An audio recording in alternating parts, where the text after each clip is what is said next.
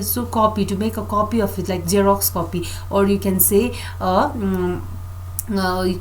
copy of someone's dress. What she is wearing will be worn by you. So I hope you understand the meaning of copy. That matlab that to do exactly what the others did. Okay, so when first Aristotle defined tragedy, he said that tragedy is actually an imitation. It's just an imitation of an action that is serious, complete, and of a certain magnitude. So anything that happened that is very serious, for example, let us take a classical tragedy, Hamlet, or Macbeth, if you are doing Macbeth.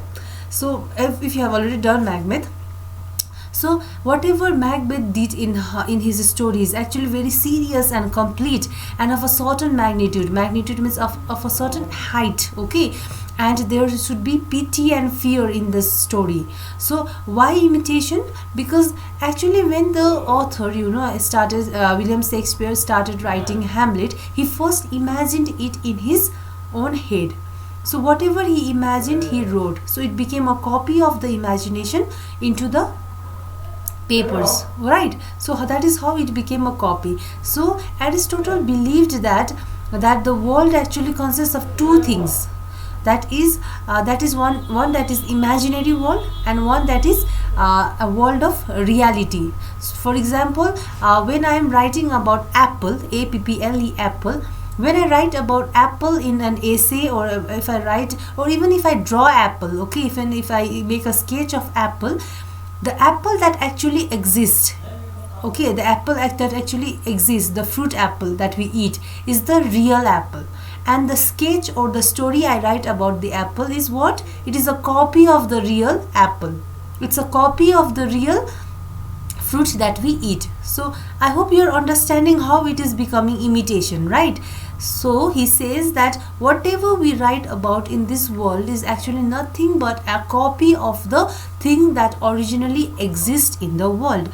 So by that terms, mimesis also means imitation. Okay, mimesis means something that is being copied. This word is very important, imitation, or something that you're imitating. If you go to the dictionary, you can see that imitation means nothing but copy, and mimesis also means copying. Okay, so this is a Greek term. This is a Greek term that was introduced by Aristotle when he was defining tragedy.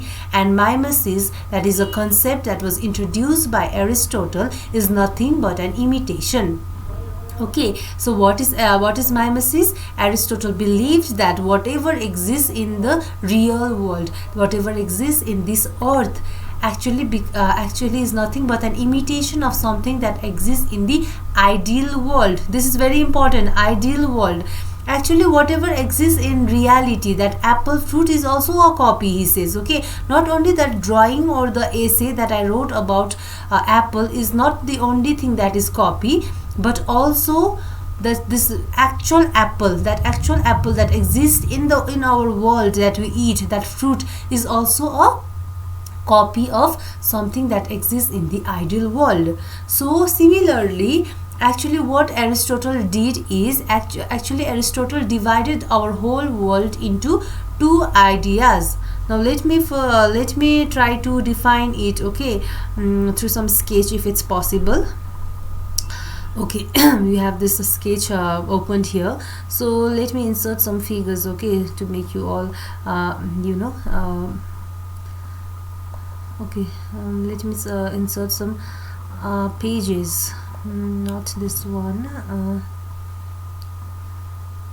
Okay, for example, let me give you some shapes. Okay, so I create a shape here, okay, and another shape here.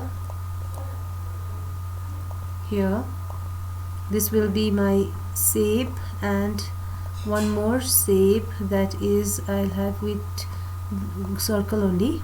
So another shape here and another shape.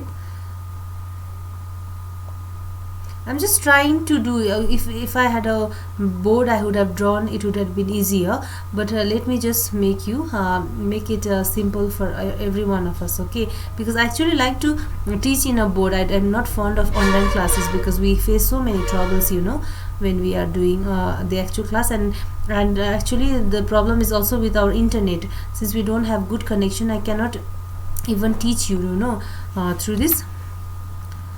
Okay, so for example, these three circles are here, right? So let me say that this circle is an ideal world, okay, a world that exists in our in reality, an ideal world, okay. So this is an ideal world, and this is the world that where we exist, that is the reality world. And this is the world where art exists, art exists, okay. So this is the world that is the ideal world.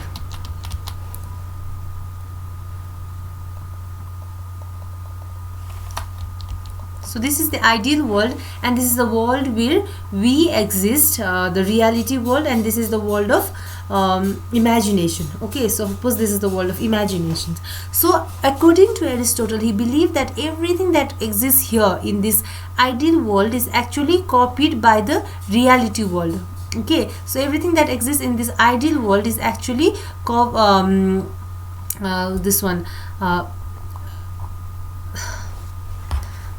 everything that exists in the ideal world is actually copied by the real world. Let me make that font also a bit bigger so that it will be visible for you. So ideal world, there is something called ideal world, and there is something called real world, okay. So there is something called real world, and there is something called imaginary world. So these three circles will be those imaginary worlds or the reality world. So for example, if this is the ideal world, if the ideal world has a CHAI or chair, okay, the image of a chair actually exists in the ideal world. If this chair exists in this ideal world, and then the real chair that we sit in, the chair that we sit in, that we sit in will be the world, the chair that exists in the real world. And the chair that the author talks about, okay, that the author or any, even a painter, even if a painter, author or slash a painter, PAINTER, painter paints, okay. So the imaginary the chair that an author the chair that actually exists, okay, in an ideal world. So this is the concept, not of my concept, but Aristotle's concept, okay. If you read this book,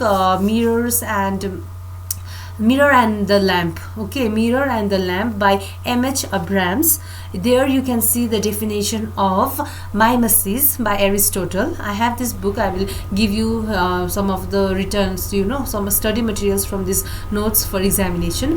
So what, according to that book, what Aristotle gave is that Aristotle gave an example of chair, okay.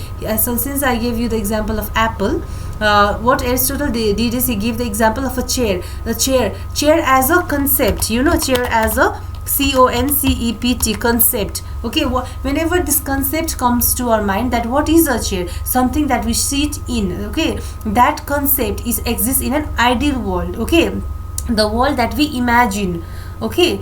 And